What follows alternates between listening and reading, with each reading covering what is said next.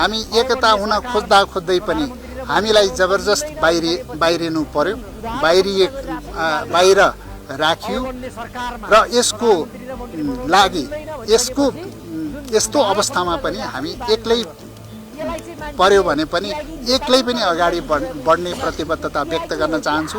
अब के कुलमानजीलाई अपहरण शैलीमा कराप झ्याप बनाएर सुदन गुरुङले लगेर हस्ताक्षर गराएका हुन्, त्यही कारण उनी यो सहमतिबाट ब्याक हुँदैछन् राजसभाबाट। त्यसो हो भने हो भन्नु पर्यो, किनभने प्रचण्डले पनि त्यो भाषण गर्नुभएको थियो, भरत दाहालले पनि इन्टरभ्यू दिनुभएको थियो। रवि लामिछाने स्वयं इच्छामा थिएनन् बालेन शाहलाई भित्राउन, तर बालेन शाहलाई जसरी पनि प्रधानमन्त्री बनाउने मिसनमा कराप झ्याप बनाइएको हो भनेर अहिले हल्ला चलिरहेको छ। त्यही हल्ला होइन, सुदन गुरुङले त च्याप्प समातेर लगेर सम्झौता गराएको भन्ने छ। अब सुदन गुरुङलाई फेरि राजसभाको सरकार बनेन भने जेल पुगिने डर होला होइन, त्यसकारण अब धेरै कुरा छ। सुदन गुरुङ त फेरि किङ मेकरको रूपमा आए नि त, मेकर शक्ति केन्द्रले खडा गरिदियो। अब सुशीला कार्कीले आफूले नजन्माएको सन्तानलाई साइकोलोजिकल सनको रूपमा जन्मदर्ता प्रमाणपत्र दिनु हो, डिएनए टेस्ट गर्दा राजनीतिक जिन उस्तै भेटिन्छ। ल अब पछि अरू कुरा गरौँला। त्यसो भएदेखि अब रासोपाले चाहिँ आफ्नो सभापतिलाई अब बन्ने सरकारमा प्रधानमन्त्री र मन्त्री बनाउनु त मिल्दैन भनिसकेपछि जुन उधारो सम्झौता गरिरहेछ नि बालेनसँग, यसलाई चाहिँ मान्छेले त्यागी नेताको रूपमा रविलाई बुझिरहेको स्थितिमा यो त्यागी हो कि आफू नमिल्ने भएर चाहिँ त्याग दियो भने? हेर्नुहोस्, मान्छेले जीवनमा धेरै त्याग गर्न सक्छ, मूत्र त्याग गर्न सक्छ होइन, अरू त्याग गर्न सक्छ। अब विषयको हत्या गर्दै हुन्छ फेरि कस्तो कुरा मैले बोल्दैन भनेको नि होइन, त्याग त समर्पण भने नि मैले त अहिलेको कानुन अनुसार मेरो त रवि लामिछाने भनेको मेरो आमाको मावली हो, मेरो आमाको मामाको छोरा हो। खुद अर्को मावली हरिशरण लामिछाने लौरो बिउताउन हिँडिरहनु भएको छ र त्यही लौरो लिएर रवि लामिछानेको ढाडमा हानिरहनु भएको छ र हल्ला के सुनिन्छ भने चाहे हर्क साम्पाङको चाहे लौरोबाट वा त रवि लामिछाने विरुद्धै उठ्दै हुनुहुन्छ। एका घरको भाइले द्रोह गरिरहनु भएको छ। हरिशरण लामिछानेले त कहिले पनि नेपालको नागरिकता त्यागेर अमेरिकन नागरिक हुनु भएन, उहाँले नेपालको जागिरै हुनुभयो। उहाँको +2 पढाइ बिग्रिया पनि होइन, ब्याचलर गरेको मान्छे हो। त्यस कारणले गर्दाखेरि आज मलाई के लाग्छ भने हल्लाको पछाडि दौडिनु हुँदैन। सब पात्रलाई हामीले बुझेका छौँ। कुनै समय डाक्टर बाबुराम भट्टराईसँग हात मिलाउँदा 7 दिन हात धुँदैन थिए मान्छेहरू, ओहो कस्तो महात्मासँग मिलाइयो भन्ठान्थे। आज त्यही हात मिलाएकोमा पश्चाताप गर्ने मान्छे छन्। समय कुर्नुस्, हिरोहरू जिरो हुनेवाला छन्, अहिलेका जिरोहरू हिरो हुनेवाला छन्। यो कागले मयूरको प्वाख लगाउँदैमा त्यो नक्कली मयूरको प्वाखको आधारमा काग मयूर हुँदैन। का गरेपछि त्यो प्वाख जम्मै खसेर चरिडाङ्ग हुन्छ। थुन्सेमा जति बिरालो छोप्नुहोस् अन्ततगतमा न्याउ गर्छ। यो वेट गर्नुहोस्। नेतासँग प्रतिस्पर्धा हुँदैछ अरे जिचकलले चितवनमा हो सोभिताजीसँग प्रतिस्पर्धा हुँदैछ नम्बर 3 मा हैन। सोभिता या काठमाडौँ उठ्ने भने हैन चितवनबाट उठ्ने रे या 3 बाट बालेन उठ्ने काठमाडौँ 3 बाट हैन त कुल मान्नी हैन 2 बाट हो के सोभिताको निर्वाचन क्षेत्र नम्बर 2। मैले बुझे त तर उहाँ चितवनबाट उठाउने तयारी हुँदैछ त यहाँ आफ्नो निर्वाचन क्षेत्र बालेन उठ्नु होला, कोही उठ्नु होला नि। अब त्यसरी टुरिस्ट बनेर कहिले यहाँ उठ्ने कहिले वहाँ उठ्ने जनताले भरोसा गर्दैनन् र मलाई जहाँसम्म लाग्छ रेणुको जित होला कि राष्ट्रपाको अथवा अरू नेताको अरू पार्टीको ठेकै भन्नुस् न। तपाईको कुरा मैले जान्न खोजेको हो नि त। पहिला उम्मेदवार डिक्लेयर होस् न, को हुन्छन् के हुन्छन् त्यसपछि बोलाउला। तर 2 जनाको तुलना गर्दा अरू उम्मेदवारको मैले गरिन। सविता गौतम मेरो बहिनी हो, उहाँ गफ गर्नुहुन्छ, भाषण गर्नुहुन्छ, तर काम गरेर प्रमाणित गर्नु भएको छैन। उहाँ केटाकेटी नै हुनुहुन्छ, सिक्दै हुनुहुन्छ। रेणु दाहाल र सोभितालाई कामको आधारमा मूल्याङ्कन गर्ने हो भने रेणु दाहाल धेरै माथि छ। सोभिताजीले त काम गर्नै त पाउनु भएको छैन त। कुन मन्त्रीसम्म 3 वर्षसम्म के हेरेर बस्नु? अनि के चाहिँ काम गर्नुभयो त? संसदमा जिउँदो संसद बनाउने त उहाँ होइन। उहाँले आफ्नो निर्वाचन क्षेत्रमा विकासै गरेर देख्दिन। आवाज हेर्नु त उहाँको आवाज बोलेर के हुन्छ? म जति बोल्न सक्ने मान्छे कोही छ? गगन थापा पनि छैन। यो नेपालमै छैन तपाईँ यति बोल्ने मान्छे? होइन, तपाईँले देख्नु भएन अहिले घमण्ड गर्दै हुनुहुन्छ। घमण्ड होइन, यथार्थ हो। ल्याउनुहोस् न त अर्को जोडा। अहिले गगन थापाले पार्टी फुटाउँदैछन्, बालेन शाहलाई सजिलो बनाइदिनको लागि काङ्ग्रेसभित्र विग्रह गर्दैछन्, विखण्डन काङ्ग्रेस नफुटाउने बरु राजनीति छोडिदिन्छु भन्दैछन्। यो त सब भन्ने कुरा न हो। फुटाउनेले फुटाउँछु भन्दैन, जुटाउनेले जुटाउँछु भन्दैन। जुटाउनेले जुटाइरहेको हुन्छ, फुटाउनेले फुटाइरहेको हुन्छ। हेर्दै गर्नुहोस्, महाधिवेशनबाट गगन थापालाई स्वघोषित सभापति उनीहरूले ढोल पिटेर घोषणा गरिसकेपछि शेरबहादुरले उनीहरूलाई कारबाही गर्छन् अनि त्यसपछि पार्टी फुट्छ। होइन भने यो बार्गेनिङ हो भन्नु पर्यो अनि ठन्डाराम हुनु पर्यो। मलाई जहाँसम्म लाग्छ काङ्ग्रेसलाई कमजोर नबनाइकन, काङ्ग्रेस तोडफोड नगरिकन अथवा एमालेलाई नसेकिकन रासपा एक नम्बरको पार्टी नहुने आकलनमा हिजो रविजीले त आफैले भने 2008 देखि अमेरिकन की कन्ट्याक्ट पर्सनको नेपालको महत्त्वपूर्ण सूचना गगनजीले सप्लाई गर्नुहुन्थ्यो भनेर भनेकै हो नि। जुलियन असान्जको रिपोर्टमै आएको छ। त्यसकारणले गर्दाखेरि गगन थापाले कसको इसारामा काङ्ग्रेस फुटाउन खोज्दैछन् भविष्यमा देखिन्छ। अब अन्तिममा तपाईँले चाहिँ अब आउने आगामी निर्वाचनमा कसलाई सपोर्ट गर्नुहुन्छ, कसको चुनावी प्रचार प्रसारमा हिँड्नुहुन्छ? तपाईँ बोलेर मात्र त हुँदैन होला, सक्रिय राजनीतिमा सहभागी हुनु पर्यो होला। म आफै उठ्ने मोडमा छु। तपाईँ आफै उठ्ने स्वतन्त्र त होला, तपाईँलाई पार्टीले त होइन, म त्यसरी स्वतन्त्र भएर उठ्दिनँ, म पार्टीबाटै उठ्छु। तपाईँलाई पार्टीले टिकट दिन्छ? होइन, किन ममा के कमी छ र? होइन मतलब कि मभन्दा धेरै क्वालिटी कोसँग हुनेछ? मैले पार्टी सदस्यता दिलाएका मान्छे देशमा मन्त्री भइसके। नाम भन्नुहोस् ठ्याक्कै। होइन, किन भन्नु, एकजना महिला नाम भन्नुहोस् न त, दम छ भने। होइन, माओवादी स्कुलिङबाट आएका मान्छे हुन्। तपाईँले पार्टी सदस्यता दिनुभयो? को सिफारिस गरेका मान्छे।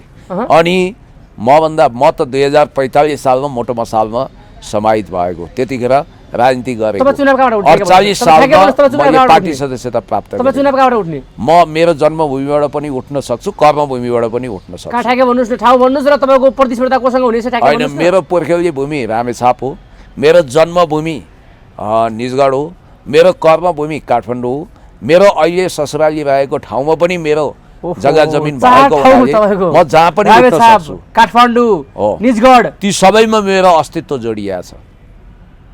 लड्नुहुन्छ भन्ने मात्रै आकांक्षी हो कि?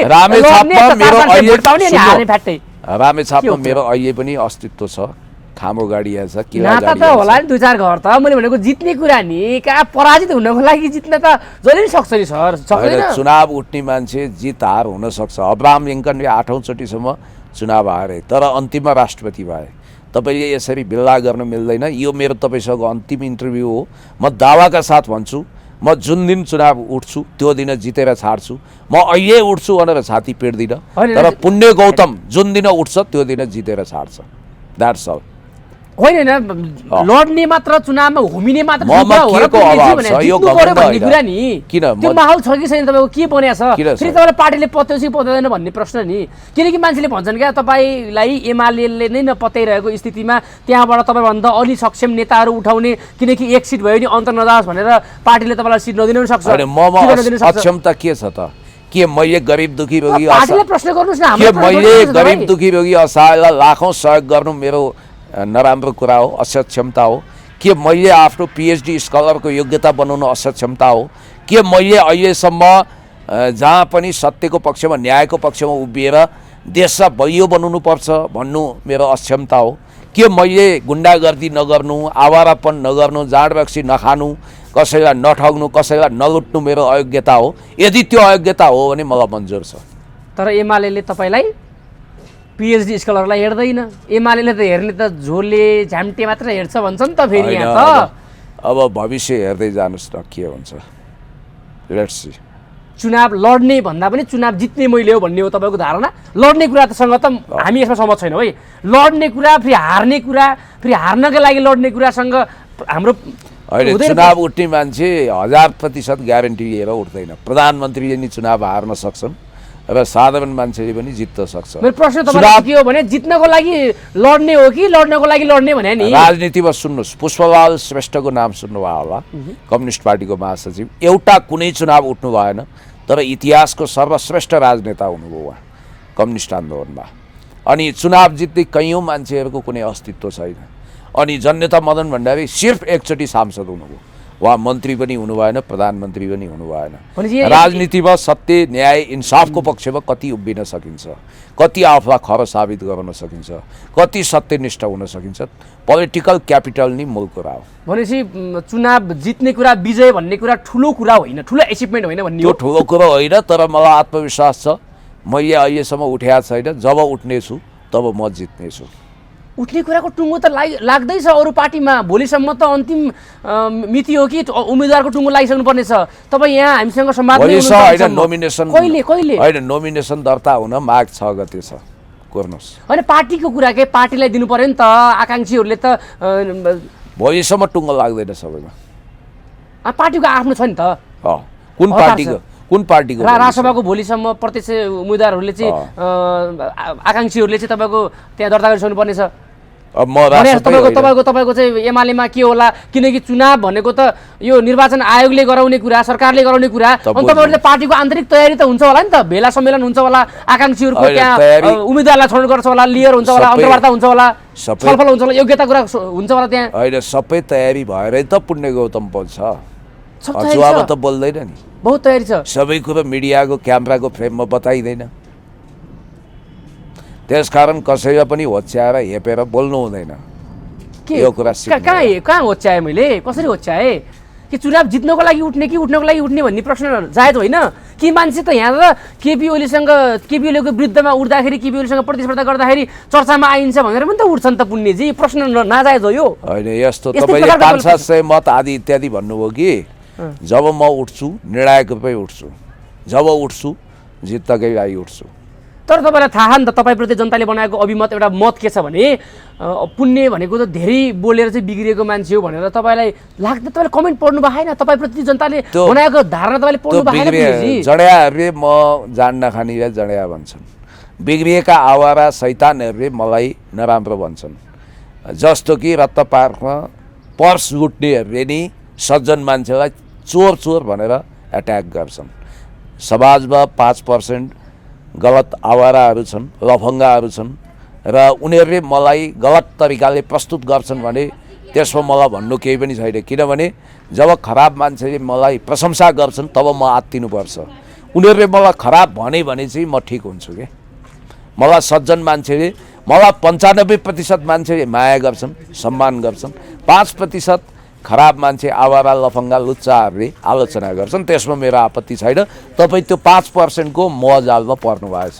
प्रश्न त्यहाँबाट लिएको नि मैले, जनताले कसरी बुझ्छ पुण्यगौतमलाई भनेर नि। जनता होइन ती 5% आवाराहरू आवाराले लगाएको आएर हो, त्यसो भए निराशा छ। त्यसो भए तपाईँ बिग्रिएको पनि होइन, धेरै बोलेको पनि होइन। अनि बिग्रिने भने त त्यो मान्छेसँग अनुशासन हुँदैन। के धेरै बोलाएको छ र? मैले तपाईँले जे सोध्नुभयो त्यही बोलाएको छु।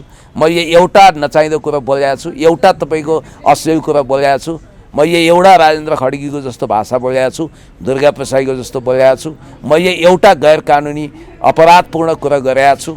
यो बाटोमा जम्मैको विरोध गर्छ पुण्यले भन्छन् क्या मान्छेले, तपाईँले यो त स्वीकार्नु। मैले गलत तत्त्वको विरोध गरेको छु, असलको। समर्थन चाहिँ तपाईँले कसलाई गर्नुभएको छ? यो अन्तर्वार्तामा मैले जति पनि नाम लिए, प्रश्न जोडेर, व्यक्ति जोडेर प्रश्न गरेँ, ती प्रश्नमा तपाईँले पोजिटिभ जवाफ दिएको एउटा व्यक्ति पनि छैन। होइन, तपाईँले जसको विषयमा सोध्नुहुन्छ तिनीहरूको सामाजिक छवि नै त्यस्तै छ। अनि मैले गलत वा गलत नभनेर के सही भनौँ? मैले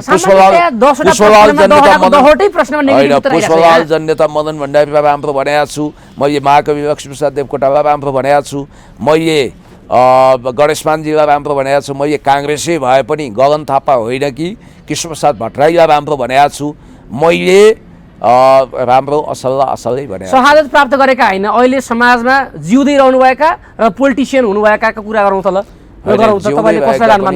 जिउँदै रहेका पनि धेरै सम्मानित मान्छेहरू छन्, धेरै असल मान्छे। एउटा व्यक्तिको चाहिँ नाम भन्नुहोस् त, पुण्यजीबाट त्यो पवित्र शब्द सुन्न चाहन्छु। होइन होइन, किन छैनन्, धेरै छन्। एउटा चाहिँ भन्नुहोस् न, त्यसो भए होइन हाम्रै प्रश्न हो यो, एउटा चाहिँ भन्नुहोस् न। तपाईँले शहादत प्राप्त गरेका वीर व्यक्तिहरूलाई लिनुभयो, त्यो त हामीले पनि त विभूति भनेर सम्मान गरेका छौँ, कसैलाई चाहिँ पिता भनेर सम्मान गरेका छौँ। महानायक राजेश हमाल हुनुहुन्छ, अनि भुवन केसी राम्रै कलाकार भनेको फेरि निष्कलङ्कै हुनुहुन्छ। मैले भनेको पोलिटिसियन कुरा छ सर, पोलिटिसियन अनि कलाकार रोज्दिनी। पोलिटिसियनमा पनि छन् नि त राम्रा। मोहन वैद्य हुनुहुन्छ, मोहन विक्रम सिंह हुनुहुन्छ, नारायणमान बिजुक्से हुनुहुन्छ, अनि त्यसपछि विद्या भण्डारी हुनुहुन्छ। विद्या भण्डारी आफ्नो पार्टीको भन्नुहोस् है, अरू भन्नुहोस् किनकि तपाईको एंगल तपाईको पोजिटिभिटी इनर्जी कसको नाम नि मोहन वैद्यको कुरा गरेको छु। अनि त्यसपछि तपाईको अरू धेरै व्यक्तिहरू हुनुहुन्छ जसले राष्ट्रलाई माया गर्नुभएको छ। नयाँ प्रतिभामा मैले माया गर्ने हर्क साम्पाङला पनि हो, उहाँ मेयर हुनुहुन्छ, फरक पार्टी भए पनि। त्यसकारण राजसभामा चाहिँ राजसभामा तपाईँलाई मनपर्ने नेता कोही छैन भन्नुभयो नि त? नेगेटिभ इनर्जी तपाईँले प्रोभाइड गर्दै हुनुहुन्छ लाग्छ। मैले चिनेका मान्छेमा त्यस्तो धेरै देखिनँ मैले। राजसभामा कोही पनि नेतालाई मन पर्दैन? होइन, मैले चिन्नै बाँकी छ, अब 2-4 जनालाई चिन्छु। 3 वर्ष भइसक्यो, तपाईँले कहिले चिन्ने? होइन अब मैले चिनेको यत्रो विश्लेषकले यत्रो पोलिटिसियनले 3 वर्ष मात्र चिन्नु न नेतालाई चिन्नुहुन्न होइन मैले धेरै मान्छे चिन्दिनँ क्या समस्या छ है समस्या होइन चिन्नै पर्छ भन्ने जरुरी पनि भएन नि हस् थ्याङ्क यू सो ल मच धन्यवाद राजनीतिक विश्लेषक तथा एमालेका नेता पुण्य गौतम सर नमस्कार यहाँलाई थ्याङ्क यू सो मच धन्यवाद हेर्नुहोस् त राजनीतिक यति बेला स्थिति गरमा गरम बनेको छ तपाईँलाई थाहा छ जेएनजीको मन्त्रीहरूले भट्टाभट राजीनामा दिँदै रासोपाको पार्टी प्रचार प्रसारमा लागिरहेका छन् रासोपा प्रवेश गरिरहेका छन् कसरी हेर्नु भएको छ यो घटनाले तपाईँले होइन पहिलो त यो जेएनजीले बनाएको सरकारै होइन जेएनजीको सरकारलाई धोका भएन र पुण्यजी यो जेएनजीको सरकारै होइन जेएनजीको सरकार यस्तो हुन्छ हजुरआमा उमेरको एकजना वयोवृद्ध महिला जो सम्मानित नागरिक भएर यो बस्नुभएको थियो सर्वोच्च अदालतको प्रधान न्यायाधीशबाट रिटायरमेन्ट लिएर कानुनको धजिया उडाएर प्रधान न्यायाधीश भएको व्यक्ति कुनै पनि राजकीय पद राष्ट्रिय मानवाधिकार आयोग बाहेक कहीँ पनि जान नमिल्नेमा संविधानको धारा उपधाराले नचिन्ने गरी संविधानको बर्खिलाफ यही संविधानको दुहाई दिएर सरकारमा जानुभयो र उहाँका मन्त्रीहरू एकपछि अर्को गाई जात्रा र भाँड भैले निस्किए काहीँ नभएको जात्रा हाँडी गाउँमा त्यो तपाईँले इङ्गित गरेको मन्त्री जेएनजी मन्त्री होइनन् उनले हुर्बतिएका छन् जेएनजीको नाउँ भजाउने मान्छेहरू हुन् त्यसकारणले गर्दाखेरि जेएनजीले त के भनेको थियो प्रत्यक्ष निर्वाचित कार्यकारीको चुनाव हुनु पर्यो देशमा त्यसै गरी भ्रष्टाचार विरुद्ध बोल्ड कदम चाल्नु पर्यो प्रदेशको गज्याङगुजुङ अन्त्य हुनु पर्यो केही पनि भएन सबै एजेन्डाहरू हाइज्याक गरेर लुसिफरवादीहरूले चलाए र त्यही मेसोपछि अहिले यो मन्त्रीको रूपमा आएका केही केटाकेटी आए गोली चलाए मट्याङ्ग्राको सत्यानाश भने जस्तो ओठ निचर्दा दुध आउने टाइपका दुधे बालकहरू अमेरिका जानको लागि छुट्टी खेलिरहेका छन् उनीहरू हिजो पनि रासोपा थिए वास्तवमा बालेन शाहकै मान्छे थिए बालेन शाहको मान्छे हो नि बबलु गुप्ता अनि को त जगदीश करेल कुलमान घिसिङ बबलु गुप्ता रासोपा हुन् तर उहाँले एमालेको भन्छन् मान्छेले त होइन त्यो गलत बुझाइ कुनै समय थियो होला अब पछिल्लो समय उनी बालेन शाहको पपेट हुन् तर सुशीला कार्कीको सरकारलाई धोका भएन र पुण्यजी धोका हो कि सुशीला कार्की आफै रासोपाको मान्छे हो त रासोपाको सदस्यता लिन यकिनका साथ भन्न सक्दिनँ तर रासोपाकै लागि दिल दिएर बसेको रासोपाको रवि लामिछानेको गर्न पाइयो होला नि त पुण्यजी नत्र भने तपाईले पनि एमाले किन बोक्नु भएको छ सुन्नु न म तपाईले एमाले बोक्दा चाहिँ के नहुने अरूले समर्थन म दलीय राजनीति गरिरहेको छु म नागरिक सरकार थोरै चलाइरहेको छु म र सुशीला कार्कीमा फरक छैन उनी प्रोफेसनल मान्छे हुन् अनि यसलाई नागरिक सरकार भन्न मिल्छ रासोपाका मान्छे जम्मै टिपेर मन्त्री बनाउने रासोपाको इन्ट्रेस्टमा चलाउने यो त रासोपाको सरकार उहाँले बिबिसी नेपालीलाई दिएको इन्टरभ्यूमा आफ्नो घाँटीमा आफै फाँसीको फन्दा लगाउनु भएको छ कि छैन उहाँले के भन्नुभएको छ नन एलाइनमेन्ट टाइपको राजनीति नगर्ने चुनाव नलड्ने मान्छेको क्याबिनेट बनाउँछु भन्नुभएको छ जब रासोपा भनेर जगदीश खरेल करिब करिब डिक्लियर भइसके चुनाव लड्ने मनस्थितिमा छन् घन्टी बजाइसके बबलु गुप्ता घन्टी बजाएको त चुनावमा आउनुस् अथवा चुनावमय वातावरण बन्दैछ भनेर सांकेतिक रूपमा बुझ्नु भएको थियो नि त्यस्ता त्यो ढाकछोप गर्नु पर्दैन मैले भनेको कुरो भोलि प्रमाणित हुन्छ हेर्नु होला तर अहिले रासोपामा बालेन कुलमानको एकता त भयो पुस 14 गते तर त्यो एकता चाहिँ कागजमा मात्रै भयो कि के हो कार्यक्रममा त देख्दैनौँ त हामी त कसैले पनि त्यो स्वाभाविक हो यिनीहरूको एकतामा चाउरे पिरतीमा घुनपुतली लाग्न थालिसक्या भन्ने सूचना मलाई छ जस्तो यहाँनिर काहीँ नभएको जात्रा हाँडी गाउँमा लगाइएको छ कुलमानजीले रासोपाको वरिष्ठ उपसभापति भइसकेपछि पनि पार्टीको सदस्य छैन भन्नुहुन्छ ल वा यो त मुन्द्रेको कमेडी क्लबमा हुने जोक्स भन्दा पनि चर्को भयो अनि आधिकारिक रूपमा उहाँको सिग्नेचर छैन पुण्यजी तपाईँ जतिको मान्छेले यही त कुरा बुझ्नु हुँदैन मैले नबुझेँ कि तपाईँले बुझाउन नसके सुन्नु न तपाईँलाई मैले बुझाउन सकिनँ मोही माग्ने ढुङ्ग्रो लुकाउने नीति छोडिदिनुहोस् पहिलो कुरो के भने अब त्यसो भए त यस्तो कुतर्क गर्न पनि मिल्यो नि कसैले विवाह गर्यो मञ्चमा गएर बेहुला बेहुली शुभकामना दियो ल तपाईँहरू नवविवाहित जोडी रोमियो जुलियट हिर रान्जा अथवा मुनामदन जस्तो रहेछ परेवा जोडी रहेछ ल तपाईँहरूको यो सुखद दाम्पत्य जीवन फलोस् फुलोस् फस्टाओस् भन्ने बित्तिकै बेहुला बेहुली वा बेहुला बेहुलीमध्ये एकले त्यसो नभन्नुहोस् हाम्रो विवाह दर्ता गरेकै छैन अहिले कहाँबाट तपाईँले विवाह दर्ता प्रमाणपत्र नआउन्जेल विवाह गरेको भन्ने कुतर्क गर्न मिल्छ अनि न्वारानमा कोही मान्छे गयो कसैको होइन हामीले त जन्म दर्ता नै गराएको छैन बच्चाको, कहाँबाट यो हाम्रो बच्चा भनेर तपाईँ शुभकामना दिनुहुन्छ भन्न पाइन्छ? राजनीति भनेको इमान्दारितामा चल्छ। यस्तो फटिचर कुरा गरेर हुन्छ, यस्तो काइते रकमी जाली झेली कुरा गरेर हुन्छ। त्यही नैतिकताले दिएन भनेर राजीनामा फ्याट्टै दिएकै सक्नु त्यो त उनको बाध्यता हो। उनी अब हेर्नु धुकचुक कस्तो छ, मोही माग्ने ढोगरो बोकाउने, यो नीति दुई नाउमा खुट्टा टेक्ने नीति चल्दैन। कि तपाईँले घोषित रूपमा राजसभा भएको हुनाले छाती पिटेर आउनु पर्यो प्राङ्गणमा, कि राजसभा होइन भनेर अहिले राजीनामा दिएपछि पनि त राजसभा भन्नुभएको छैन त। उहाँको मनमा अझै उज्यालो नेपाल छ कि? उहाँले अहिले अप्नाएको नीति हेर्दा ठ्याक्कै मलाई 2079 सालको एकनाथ ढकालको सम्झना आयो। त्यो होली वाइनवाला छन् नि एकनाथ ढकाल, तिनले चाहिँ आफ्नो पार्टीलाई परिवारवादी दल नि भनिराखे, तर एमालेको सूर्य चिन्हमा समानुपातिक चुनाव लडेर आफूलाई सांसद पनि बनाए। अनि 2079 सालमै कमल थापा सूर्य चिन्हबाट राप्रपै भएर उठे। अनि 2048 सालमा पद्मरत्न तुलाधर एमालेको चुनाव चिन्ह सूर्यबाट लडेर जिते पनि, तर उनी एमाले भएनन्, मन्त्री पनि भए।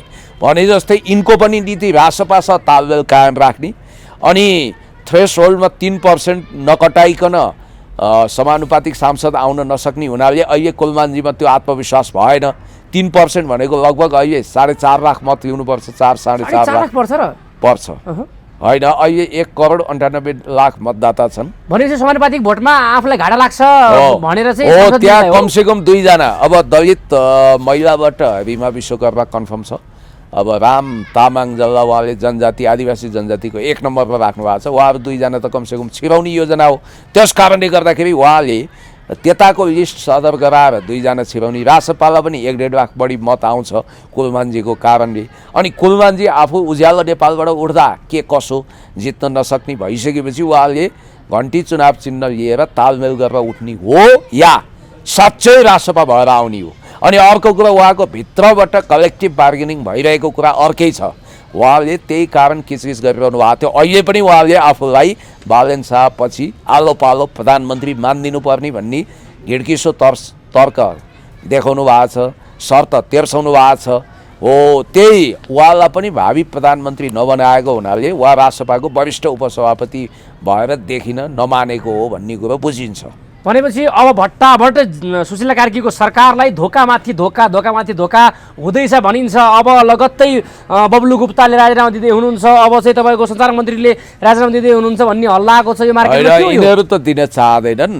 अब क्याप्टेन अफ द क्याबिनेटको हैसियतले प्रधानमन्त्रीसँग भएको भिटो पावर अवशिष्ट अधिकार के हुन्छ भने, वास्तवमा मानौँ मेरो क्याबिनेटको तपाईँ मन्त्री हुनु हो, मैले तपाईँसँग राजीनामा माग्छु नैतिकताको लागि, अब एउटा औपचारिकताको लागि। तपाईँले दिन मान्नु भएन भने मैले तपाईँलाई बर्खास्त गर्ने अधिकार हुन्छ। तपाईँको राजीनामा मेरो कोर्टको वजिफा हुन्छ क्या, त्यस्तो हो नि त। त्यसकारण यो क्याबिनेट सिस्टममा यो प्राइम मिनिस्टरियल सिस्टम हो, यसमा प्रधानमन्त्रीले भनेका कुरा मान्नुपर्ने हुन्छ र उहाँको अधिकार भनेको तुरन्त बर्खास्त गरिदिने पनि छ। हुन त सुशीला कार्की आफै अवैध सरकारको प्रतिनिधि हुनुहुन्छ, उहाँको सरकारलाई संविधानको कुनै पनि धाराले चिन्दैन, उपधाराले चिन्दैन, उहाँ सांसद पनि होइन, विगत प्रतिनिधि सभाको सदस्य पनि होइन। त्यसकारण उहाँ आफै गैर संवैधानिक हुनुहुन्छ। मैले पाएको सूचना यदि झुटो होइन भने बालेन शाहले नोमिनेसन गरेको केही समय पछि नै संसद पुनर्स्थापना गराइनेछ। अनि अहिलेको बालवाला प्रधान न्यायाधीश प्रकाश सिंह राउतको नेतृत्वमा अर्को अन्तरिम सरकार बन्नेछ। संविधान संशोधन गरेर 2/3 बलमा संविधान संशोधन गर्ने, जेएनजी सहित राखेर अन्तरिम संसद बनाउने, त्यसले प्रधानमन्त्री चुन्ने र त्यतिखेरको सरकार चाहिँ दलीय प्रतिनिधि सहितको पनि हुन्छ र सम्भव छ सिंहदरबार वा सर्वोच्च अदालत जल्दाखेरि दमकल नपठाउने बालेन शाहको पद खाइदिने, पदच्युत हुन्छ नि त। जब उनी नोमिनेसन गर्छन् त्यतिखेर त उनको पद जान्छ। अनि हर्क साम्पाङलाई नै ल्याएर बालेन शाहलाई तल लगाउन सकिन्छ, उनलाई उप प्रधानमन्त्री गृहमन्त्रीसम्म ल्याउने सोचमा सायद अहिले केही नयाँ तयारी भएको। कपालकल्पित होइन, सुशीला कार्की प्रधानमन्त्री बन्छन् भन्ने थियो, खिलराज बेग्मी विगतमा बन्छन् भन्ने थियो, भए त हो। त्यस्तो क्याबिनेटमा चाहिँ राज्यको सेवा गर्ने, सञ्चार मन्त्री भएर सेवा गर्ने यदि मौका मिल्छ भने म पनि पछाडि हट्दिनँ। हर्क साम्पाङज्यूलाई नै उप प्रधानमन्त्री गृहमन्त्री बनाएरै पनि लुसिफरवादी प्रवृत्तिलाई ठेगान लगाउने भविष्यमा भन्ने पनि भित्रभित्रै खिचडी पाकेको सुन्नमा आउँछ। भनेपछि अब हर्क साम्पाङका कार्यकर्ताहरू नेताहरूले के पनि भन्न थालिसकेका छन् भने अबको हाम्रो प्रतिस्पर्धा या लडाइँ भनेको पुराना पार्टीसँग होइन राजसपासँग हो भनेर भनेका छन्। यसले के सङ्केत गर्छ? होइन, नयाँ जोगीले बढी खरानी घष्ट थाल्यो। देश जनता विकास समृद्धिको पक्षमा हिलोमा दुलोमा चटाइमा गुन्द्रीमा बसेर माटोलाई माया गर्नुपर्छ, देशलाई माया गर्नुपर्छ, विकास गर्नुपर्छ, समृद्धि गर्नुपर्छ, भूगोललाई बलियो बनाउनुपर्छ भन्ने शक्ति त कि त नेकपा एमाले अहिले परम्परागत शक्तिको हिसाबले कि त तपाईँको माटोवाला श्रम संस्कृति नै हो नि त। अनि विचार कहीँ न कहीँ मिल्छ भने कहीँ न कहीँ कार्यगत एकताको गुन्जाइस त हुन्छ।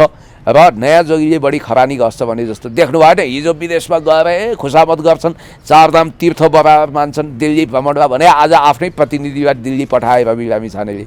अनि त्यसपछि हिजो मधेसमा मधेसी भन्नै नरुचाउने बालेन शाह आज फेरि मधेसीको छोरो भएर अचानक उनको प्रचार मधेसमा अचाक्ली बढेको छ। सायद राजसभाको प्रभाव छैन मधेसमा, कि काङ्ग्रेस कि एमाले प्रभाव छैन भन्नु तपाईँ? डाक्टर सिङ्गो मधेस नै राजसभा प्रवेश गरिरहेछ अहिले। यहाँ दिनमा हजारौँ कार्यकर्ताहरूले प्रवेश गरिरहेका छन् कि त्यो देखिन्छ। भोलि चुनावी यही लेन्सले तपाईँलाई खिचिरहेको, यही क्यामेराको लेन्सले त्यही खिचेर भर्खर आएको छ हेर्नुहोस्।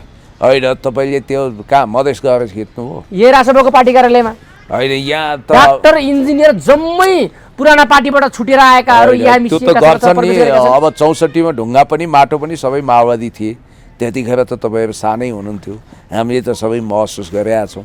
त्यसकारण अब यो टाइमका बाद झिलिका देखेर मिलिका हराउने शक्ति पनि आउँछन्। अब राष्ट्रिय स्वतन्त्र पार्टीले त्यसको सभापति रवि लामिछानेले कुनै समय लक्ष्मण चौधरी, रेशम चौधरीहरूलाई देखाएर, लक्ष्मण थारू रेशम चौधरीलाई देखाएर के भन्नुहुन्थ्यो? हत्याले रगत हात कटकटिएकाहरू अपराधीहरूको राजनीतिकरण गर्न मिल्दैन। यिनीहरूले नृशंस तरिकाले भालाले घोची मान्छे मराएका छन्, यस्तालाई फाँसीको सजाय दिए पनि कम हुन्छ भन्थे। अस्ति बोली फेरेर यिनीहरू त अब हो क्रान्तिकारी रहेछन्, क्रान्तिकारी समाज परिवर्तनको लागि भएको थरुहट आन्दोलन रहेछ, सलाम छ भने।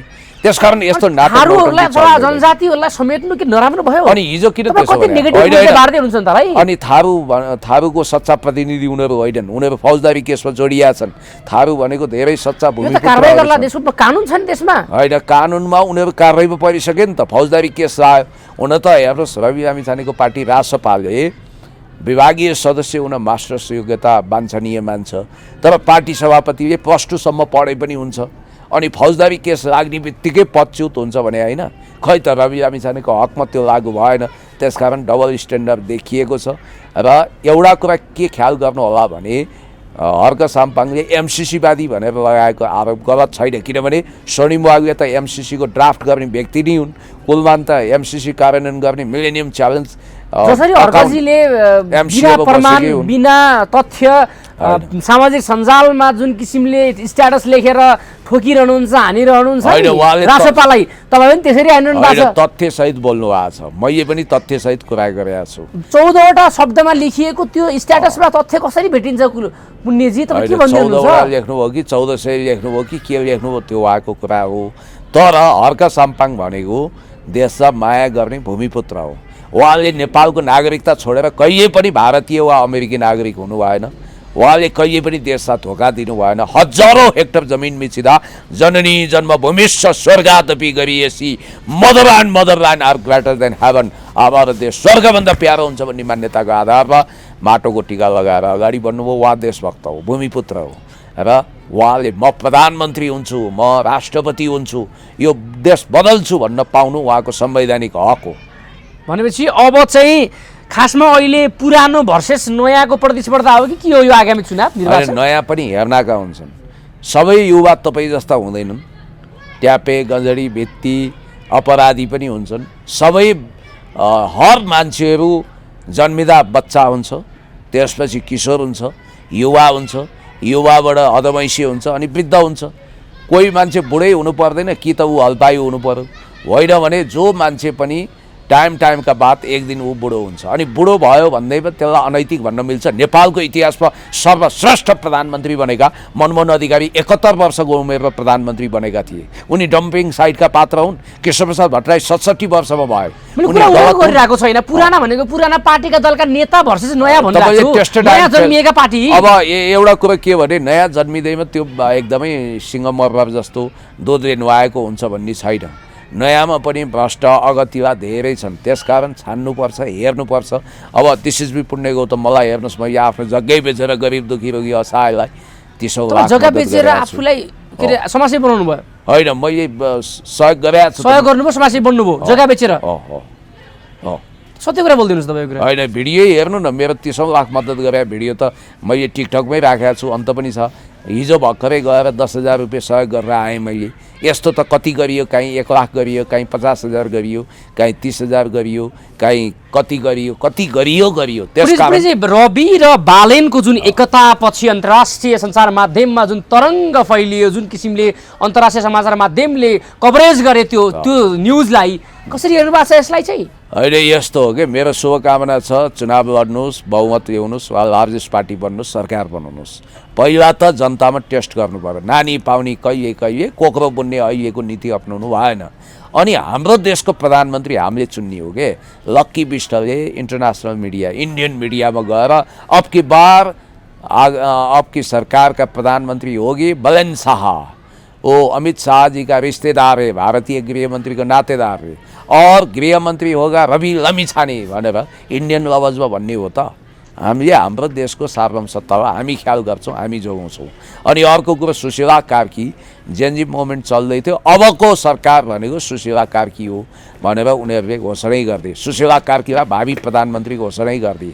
यसबाट के देखिन्छ भने यो देशको माइक्रो एन्ड म्याक्रो म्यानेजमेन्ट विदेशीले गरिरहेछन्। अनि अर्को कुरो मैले तपाईँलाई अन्तर्राष्ट्रिय माध्यममा आएको समाचार कुनै अर्थपूर्ण छैन अथवा तथ्यहीन हुन्छ भन्ने कुरा तथ्यहीन होइन, म्याच फिक्सिङ शैलीमा उनीहरूले कल्ला भविष्यमा इन्डो वेस्टे खास गरी अमेरिकन र इन्डियनहरूको साझा उम्मेदवारको रूपमा कल्ला खडा गरे को अगाडि आइरहेको छ भन्ने कुरो देखिन्छ।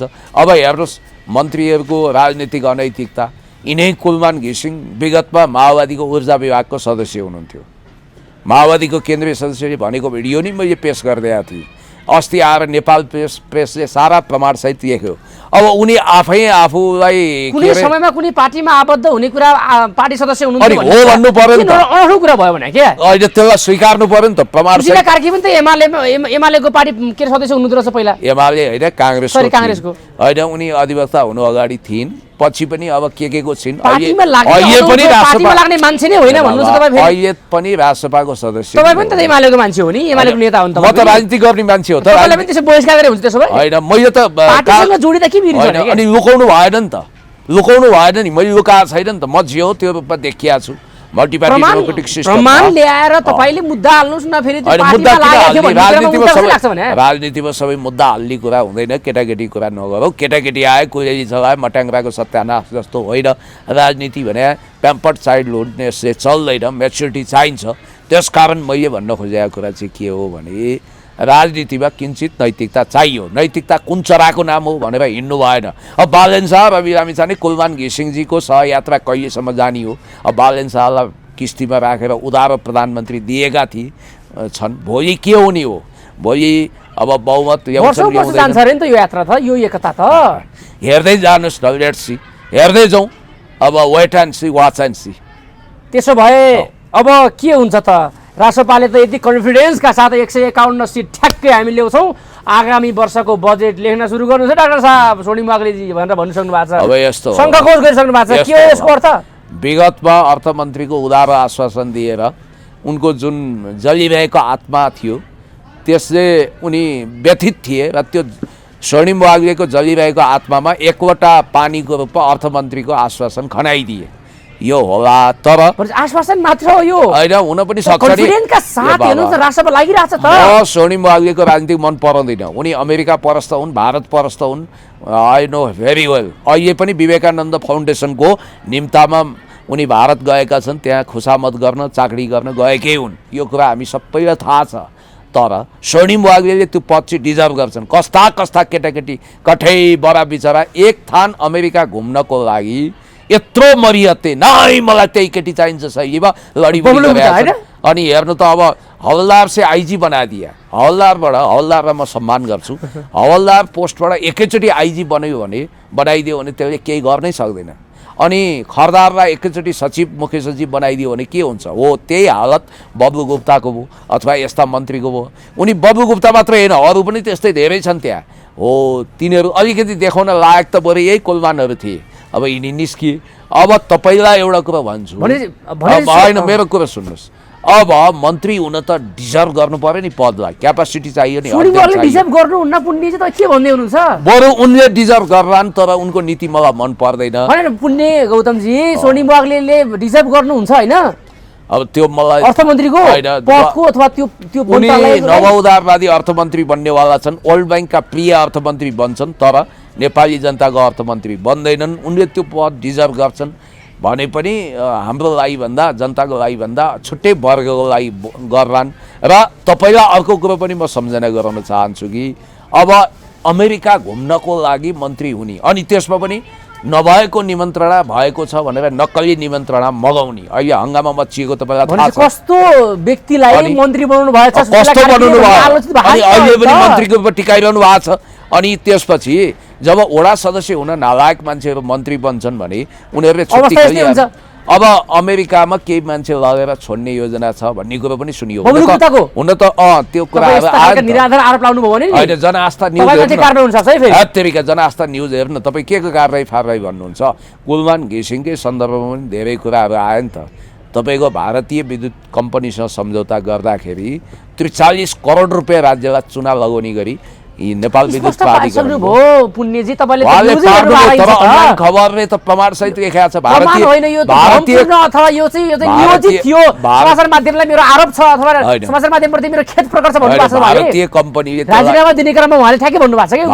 कम्पनीले त्यसलाई एप्रुभ गरिसकेका छ। उहाँले नेपालबाट खारेज गरेको भने पनि अब यो विभिन्न कुराहरू छ।